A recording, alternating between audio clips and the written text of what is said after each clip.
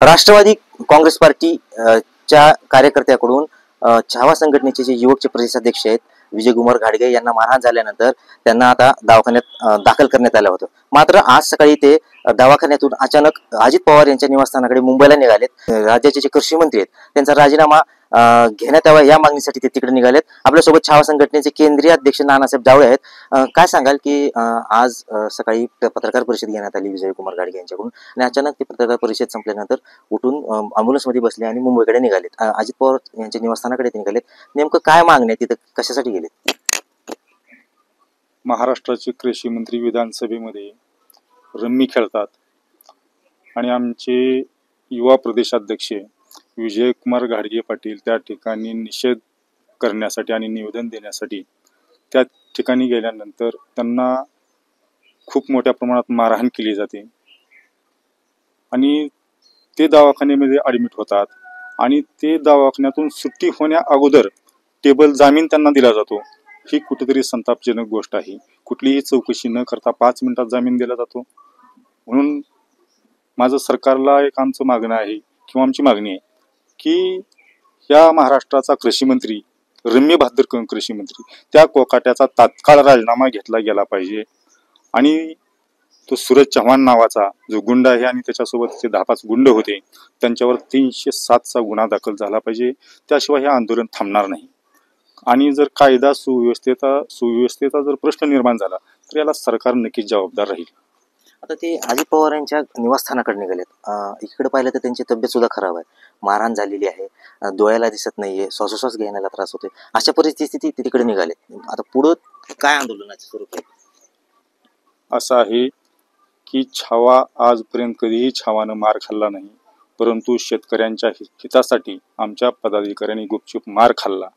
आज इतका त्रास होत असताना सुद्धा ते हा संताप आहे आमचा। जर तुमचे पदाधिकारी गुंडशाही आणि झुंडशाहीनं जर मारहाण करत असतील आणि शेतकऱ्यांचा आवाज दाबत असतील तर त्या गोष्टीचा छावा कधीही समर्थन करणार नाही। अशा लोकांना छावाच्या पद्धतीनं छावाच्या स्टाईलनं पुढील काळामध्ये नक्कीच उत्तर देईल। कारण की आजचं जे सरकार तुम्ही आज सत्तेवर आणलेलं आहे ते खऱ्या अर्थानं आपण शेतकऱ्यांना कर्जमुक्त करू ही घोषणा करून आपण सत्तेवर आलेले आहात आणि त्या शेतकऱ्यांचे प्रश्न मांडायचे सोडून तुमचा कृषी मंत्री त्या ठिकाणी पत्ते खेळत रम्मी खेळत बसतो। मग महाराष्ट्र कुठे चाललाय?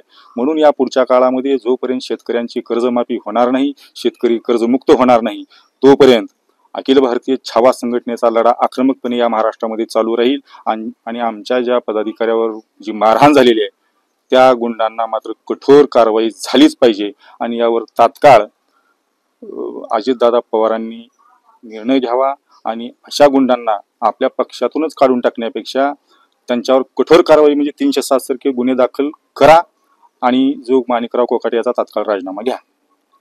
आपणही छावा संघटनेच्या माध्यमातून अनेक वेळा आंदोलन केलं आहे, मात्र ह्या आंदोलनामध्ये मारहाण झाली। प्रत्येक जिल्ह्यामध्ये पण छावा संघटनेच्या कार्यकर्त्यांकडून निषेध केला जातोय, रास्ता रोको केला जातोय। कार्यकर्त्यांना काय आव्हान राहील? कार्यकर्त्यांना की माझं एक आव्हान आहे की आजपर्यंत आपण एक सामाजिक कार्यासाठी आरक्षणासाठी लढा दिला, शेतकऱ्यांच्या कर्जमाफीसाठी आजपर्यंत लढा दिला, जिथं जिथं अन्याय होईल त्या ठिकाणी आपण धावून जाण्याचं काम केलं। कोपर्डीची घटना असेल त्या ठिकाणी पहिल्यांदा छावा संघटनेनं आवाज उठविला। परंतु आज जे आपण या महाराष्ट्रामध्ये या पावसाळ्यात कुठलाही पाऊस झाला नाही, 70-80% शेतकऱ्यांचं पीक हातनं गेलेलं आहे आणि त्या ठिकाणी जर छावा संघटना हातात दांडकं घेऊन जर आंदोलन करत असेल, खरं तर छावाचा इतिहासच तो आहे, जर चांगल्या पद्धतीने मिळत नसेल तर हातात दांडकं घेऊन आम्ही मिळवण्याचा आजपर्यंत काम केलेलं आहे। म्हणून छावा ही छावाच्या स्टाईलनंच आमचं काम करते आणि या पुढच्या काळातही छावाच्याच पद्धतीनं काम करेल। परंतु कुठेही सार्वजनिक मालमत्तेचं नुकसान न करता जे आमचे जर प्रश्न मार्गी नाही लागल्या, जर ह्याचा कृषी मंत्र्याचा राजीनामा नाही घेतला तर मात्र या आमदारांना, मग कुठल्याही ते पक्षाचे असणार, आमदारांना खासदारांना रस्त्यावर फिरणं अवघड केलं जाईल, इतकंच तुमच्या माध्यमातून मी सांगतो। मनोज जरांगे पाटील तिथे आले होते, हॉस्पिटलला त्यांनी भेट दिली आणि त्यांनी सांगितलंय की सुनील तटकरे यांचा हा विजयकुमार घाडगे यांना मारण्याचाच प्लॅन होता, पण ते मारहाण केली, तिथे पोलीस आल्यामुळे ते बचावले। बरोबर आहे, कारण की त्या ठिकाणी आपण जर व्हिडिओ त्या ठिकाणी मीडियाचे बरेच लोक होते, त्यांनी सुद्धा पाहिलेला आहे की एखादं आंदोलन म्हटल्यानंतर थोडंफार होतं, परंतु त्या ठिकाणी मारण्याचा प्लॅन केल्यासारखाच वाटतोय. कारण की निवेदन दिल्यानंतर 20 मिनिटांनी ही घटना घडते आणि कुठंतरी कटकारस्थान आतमध्ये झालेलं आहे आणि त्या ठिकाणी स्वतः तटकरे होते, माजी पालकमंत्री होते, संजय बनसोडे होते, बाबासाहेब पाटील होते आणि एक 20 मिनिटानंतर जी येऊन मारहाण होती, तर त्याचाही तपास पोलीस यंत्रणेने केला गेला पाहिजे आणि त्यामध्ये जर या कटामध्ये ते जरी सामील असतील तर तटकरेवर सुद्धा कारवाई झाली पाहिजे.